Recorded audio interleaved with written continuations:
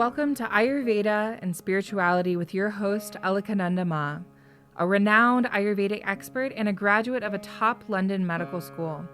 She is the principal of Alundi Ayurveda Gurukula, a unique apprenticeship-style school in Boulder, Colorado. She is a spiritual mother, teacher, flower essence maker, and storyteller. Join us as we uncover the timeless principles of Ayurveda, discover practical tips for enhancing vitality, and explore the deeper dimensions of spirituality that intertwine with the ancient science of life.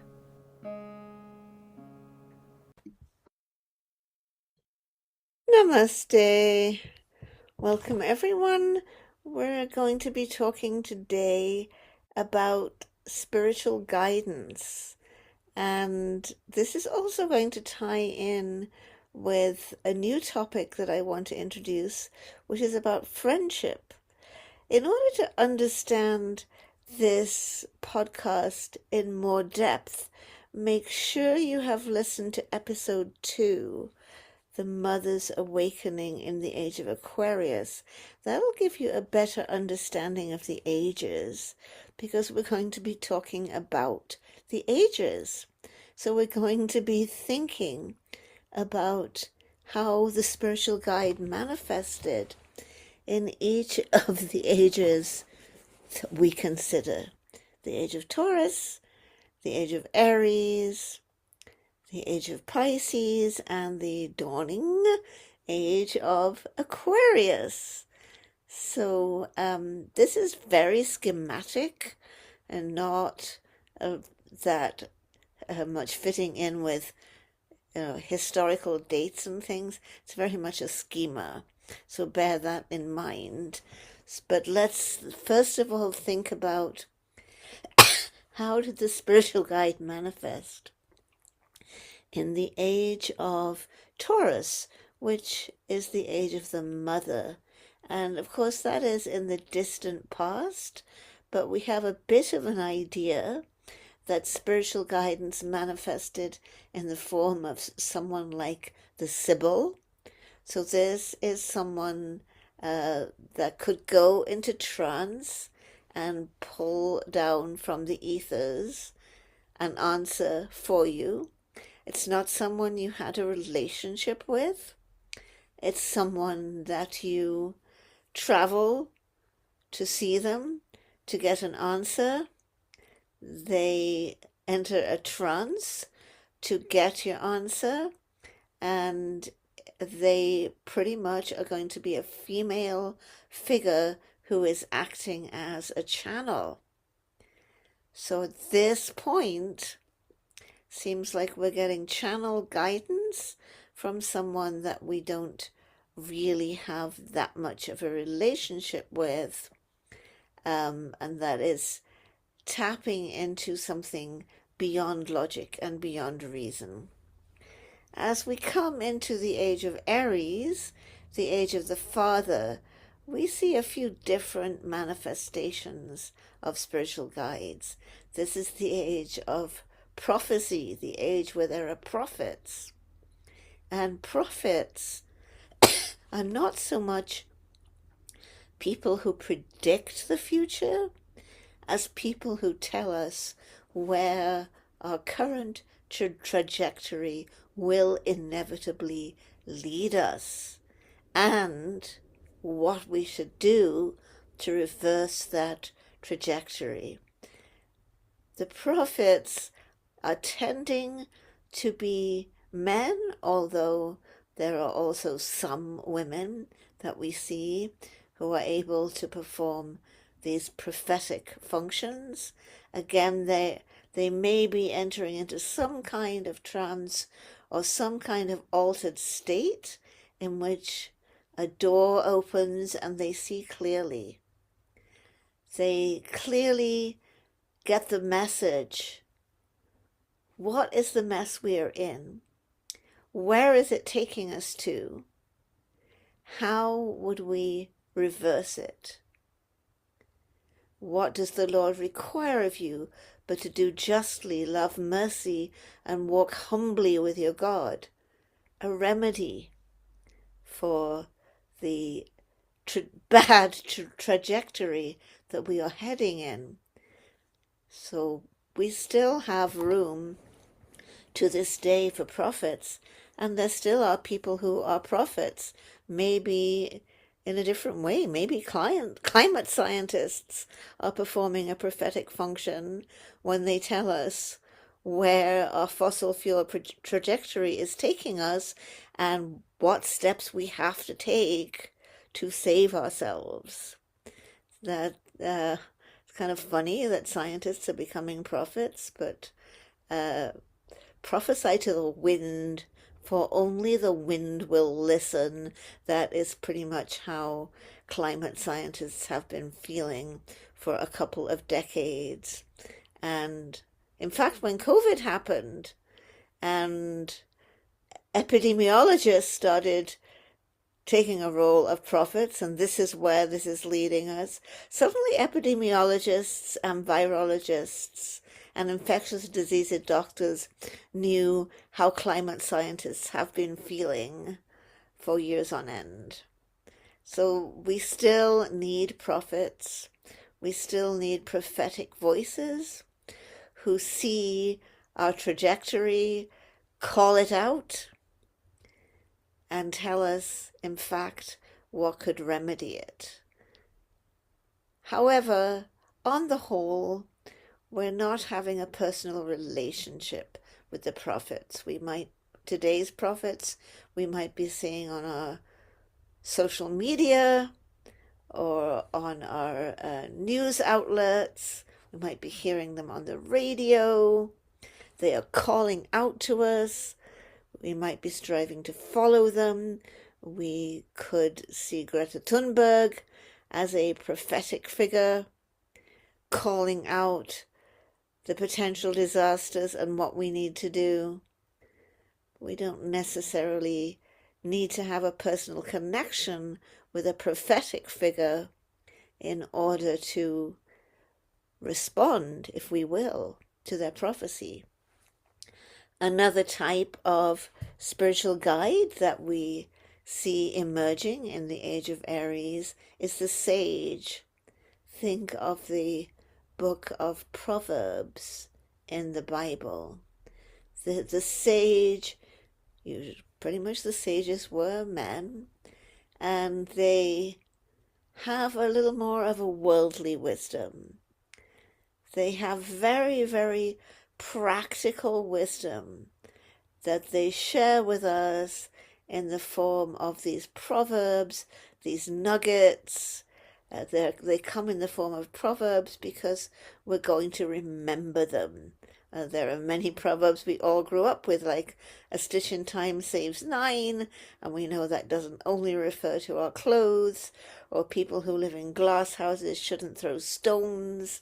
So we're used to the idea that proverbs are something that we can pretty well remember, that come to us from those who are wise. And it might be that there was a sagely figure in your town, your city, or your village, and it might be that you went and you listened to their sage advice, although it would not necessarily be very much personalized.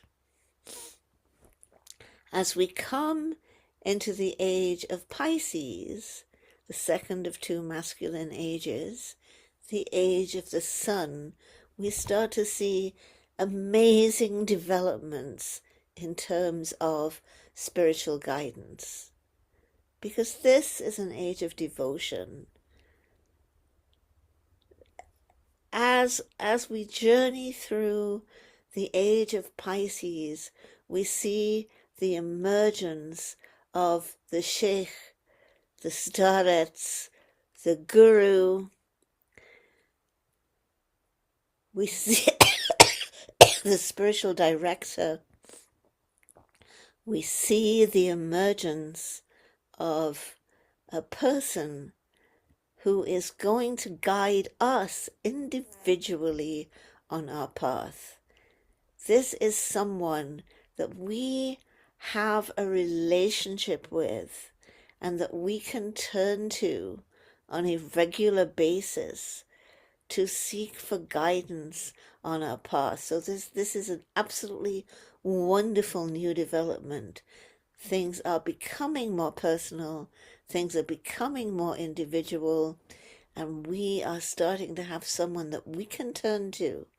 Our startups, our guru, our teacher, our spiritual director, someone that we can turn to that can guide us in a very personal and individual way. So this is a wonderful thing to have, someone who is further along on the path and is guiding us. But as time goes on, what we start to see is we sort of see this developing in a pretty interesting way, because if we recall that the age of Pisces is an age of patriarchy and hierarchy. So we start to see that we could be having a hierarchical relationship with our spiritual guide, that they are a figure always above us, one that perhaps wears some kind of special garb, some kind of special hat, some kind of special staff, and they are in many ways set on a pedestal. They are above us. We come to them to seek their guidance, and increasingly we start to believe that their guidance cannot be wrong. And as we come into the shadow of Pisces and the age of Pisces starts to wear out, we start to see a lot of abuses and problems with this type of spiritual guidance. We start to see parish priests who are sexually abusing the children they are supposed to be leading, guiding, and shepherding. Even entire pedophile networks of people who have chosen to become parish priests in order to indulge their predilections. I think that's the right word. We start to see teachers who can do no wrong and who are engaging in a great deal of abuse. And unfortunately, it's a little bit difficult for me to think of any religious tradition where we're not going to find this. It's not just the Catholic Church. It's not just gurus. It's not just Tibetan Buddhism. It's wherever you want to look. It's wherever almost always male figures are set up on a pedestal where they are seen to be above reproach, and their disciples or their students or their parishioners are in a hierarchical relationship with them, where they are beneath this teacher. There is no one that can reprove this teacher. And increasingly, with the things that have gone wrong with the guru culture, it's because we start to believe that these gurus know everything and can do no wrong, and that we should do whatever they say, even if it's obviously wrong, and that we should not criticize them. So we're beginning to see what goes wrong when someone is put on a pedestal. I hate to quote this, all power corrupts, because it's just like so common, but power tends to corrupt. When you are put in a position where you do not have peers, where you cannot be guided yourself, things can start to go horribly wrong, because now you have power over your disciples. You have power over your students. And maybe you have experienced amazing moments of enlightenment. But that doesn't mean you're above reproach.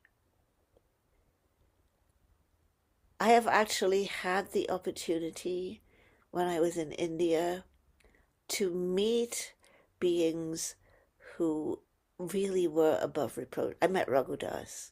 I met Godavari Mataji. No one has ever spoken any gossip about these people that had any accuracy or was founded in anything. They sought nothing for themselves. They also never spoke of themselves as above or as enlightened. In fact, Raghudas said, what is a guru? The guru and the disciple are the same.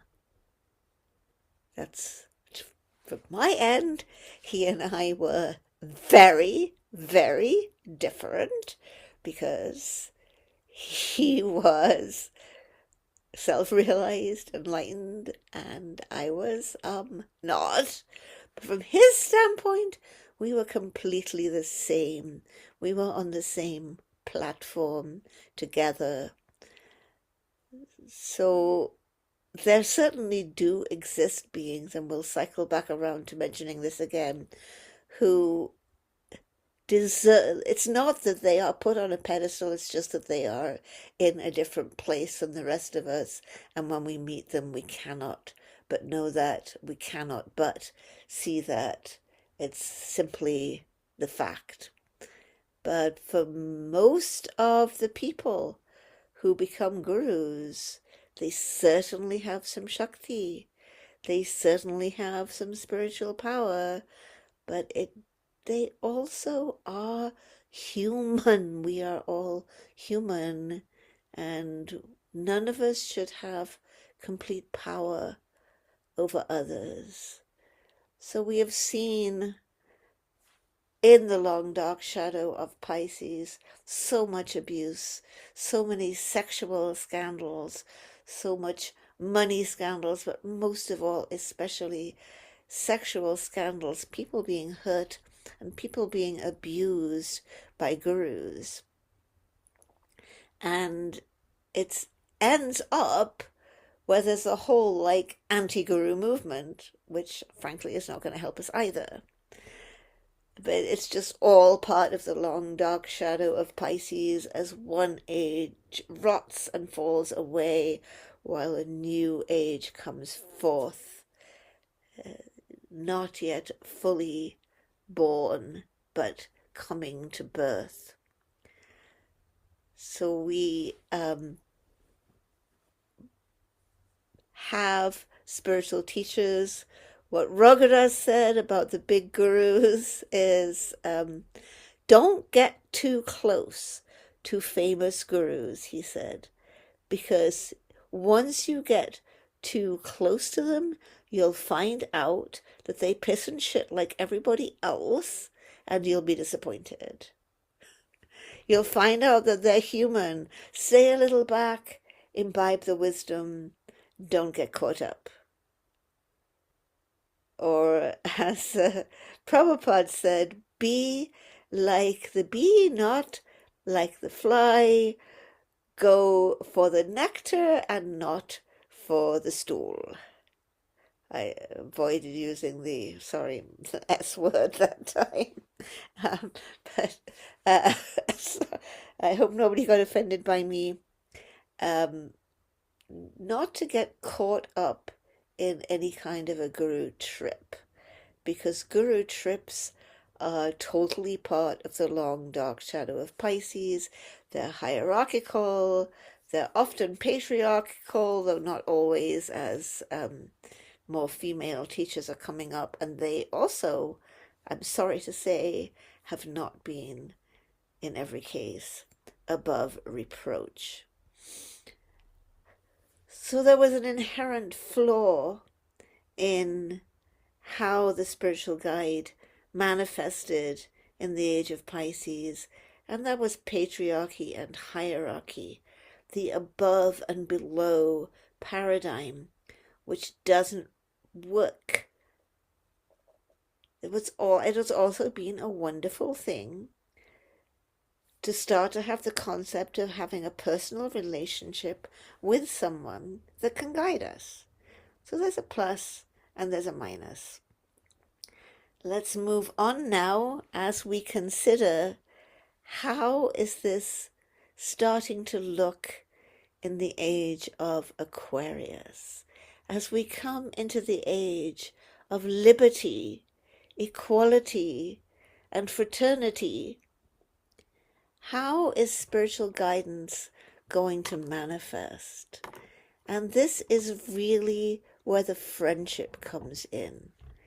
This is where we start to see the spiritual guide as a friend, as a fellow treader of the same path, but someone that we can reach out to for guidance. And here I do want to make a very important distinction. There's guru and there's sadguru. There's guru and there's sadguru. Someone like Raghudas, someone like Godavari Mataji, someone like Upasani Maharaj, who we quoted a few weeks ago here. Sadguru is someone who is fully realized. When I met Raghudas, my whole concept of human potential changed. I had never met anyone like him before, and rarely have I met any such person since. I met Godavari Mataji, I met Anandamayi Ma, so I met Karunamayi, I met Amachi. I've met other people that also change your definition of human potential. What I saw hanging out with Raghudas is that a sadguru, having attained the 7th level of consciousness, as we say, can hang out on all of the levels simultaneously, giving sagely advice to a villager, blessing the children as they chant on their beads, and in the meanwhile I'm sitting in silent meditation, and he is with me in every moment and guiding me in every breath, and he's talking and laughing and joking with people and giving sagely advice, patting people on the head, giving some sweets while it's all going on. When you meet a person like that, as I have touched on before, there's no question of whether you're going to put them on a pedestal. In a way, I was so in awe of Raghudas because I never met anyone like him before, and rarely since. A person of complete simplicity, a person who had no ideas about himself, a person of total spontaneity, a person who in every moment radiated absolute unconditional love.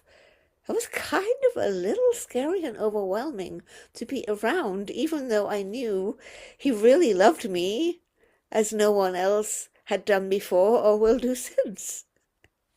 It was so amazing. So when you have the opportunity to take the association of a sadguru,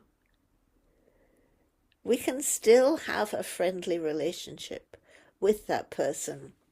But it's not a matter of whether we put them on a pedestal, because they are operating in a different way than us. A sadguru can put a seed of himself or herself within you that always works within you, will never leave you lifetime upon lifetime, but they may have left the body, they may be in the body, they will never leave you. They will always guide you on the path. It is something absolutely special that transcends all these notions of ages and different types of spiritual guide. At the same time, the availability, the accessibility, there are many types of spiritual teacher, guru with a small g, or without the sad in front of it. There are many types of people who can guide, who can direct us on our path.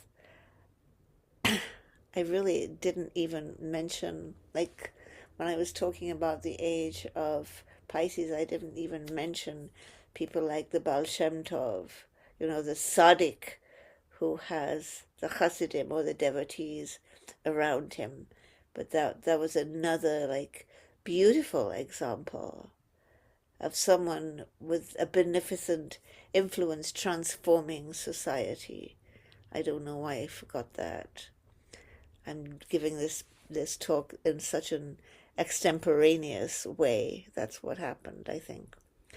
So there can still be the tzaddik. The tzaddik is like a sadguru. The kutub is like the sadguru. They're operating on another level, but we need our everyday guide. So someone like me, someone like Sadhana, people turn to us for guidance. We do not pretend. Do not imagine for a moment that we are finished. We deal with our own stuff every moment of every day. But this kind of teacher is the emerging kind of teacher, because we now don't need to put our spiritual guide on a pedestal. We now don't need to relate to them in a hierarchical way. We can relate to them in a friendly way and in an appreciative way, and receive the guidance they give us. And this Aquarian spiritual guide offers us teachings because they have been treading the path for longer. They know the way. They know the twists and turns. They know many of the traps. They can listen to us. Intuition is very open. They can see where we are. They can point us to what we need. It's done on a basis of friend. It's not done on a basis of pronouncements or of being above. The Aquarian spiritual guide is a friend, a wise friend, perhaps an older friend, a friend that's trod the path for longer, a friend who we want to emulate, someone we want to be when we grow up, but a friend. Someone who also needs our love, our support. Someone who might ask our advice, because everybody's good at something. Your Aquarian spiritual guide might be asking your advice about the things that you know about and you're good at, because there's more of a level playing field, and there's lots of things that your Aquarian spiritual guide hasn't studied while they've been in depth in their spiritual studies that they might ask you about. So it's a whole different paradigm, and obviously it's ideal if you have the opportunity to be connected with a sadguru. But not everyone who says they're a sadguru is a sadguru, so be very, very careful. And ask your friend guide, is this person for real? Should I follow this person? Because you don't want to get caught up in one of those running guru trips. It can also be someone who is no longer in their body. So many people have felt connected with Neem Karoli Baba Maharaji since he left his body. So many people have felt connected with Ramana Maharshi since he left his body. I have a beautiful story about Anandamayi Ma. After she left her body, we were in Wisconsin and meeting a lot of nuns, and one of the nuns actually was choosing to come to me for some spiritual guidance and some help with some dreams. That's another thing your Aquarian spiritual guide can help you with, is your dreams, helping you to see the messages in your dreams, the real interpretation of your dreams. So she was telling me about her dreams and her spiritual experiences, and she came one time and she said, but in my meditation I saw this woman, and she described the woman in the white robes and with the red dot on the forehead, and she said, I want to know who she is. And I knew right away that it was Anandamayi Ma because I could feel it, but to make sure, we came with pictures of all of the Divine Motherly Saints, and we showed them one by one, keeping Anandamayi Ma for last. We showed, is it this person? No. Is it this person? No. Is it this person? No. Finally, we show Anandamayi Ma's picture, and she burst into tears, and she says, it's her! So after leaving her body, Anandamayi Ma reached out to a Catholic nun in Wisconsin to bless her and guide her.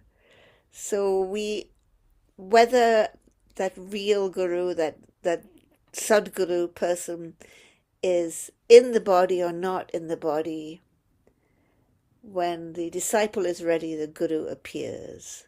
We will get the connection with them, but be very careful. Someone should not be telling you what to do.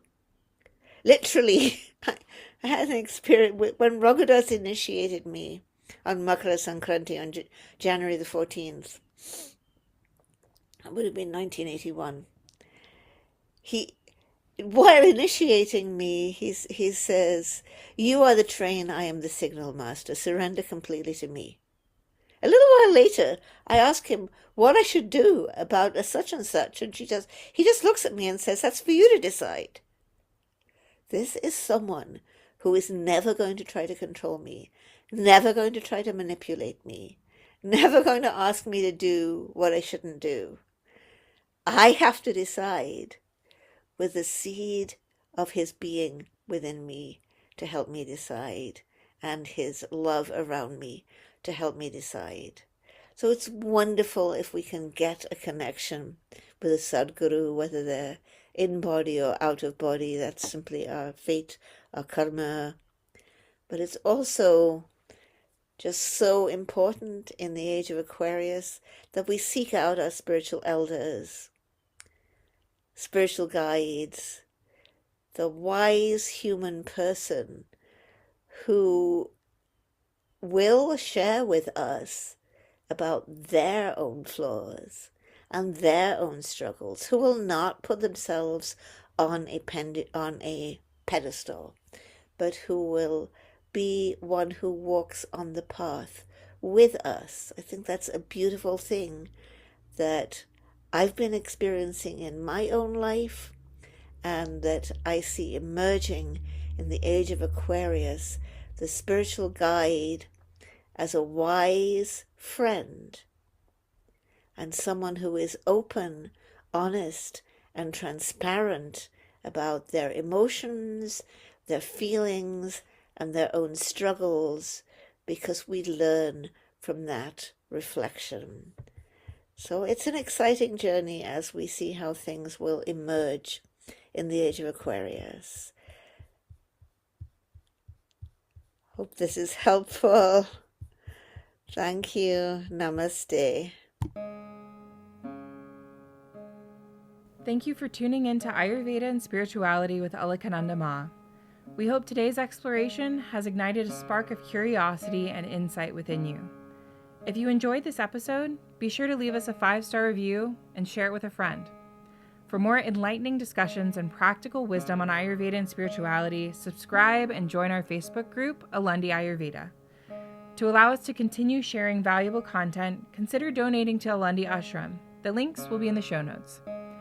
Until next time, may you walk the path of Ayurveda with grace and embrace the light of spiritual wisdom in your journey. Trayambakam yajamahe sugandhim pushtivadano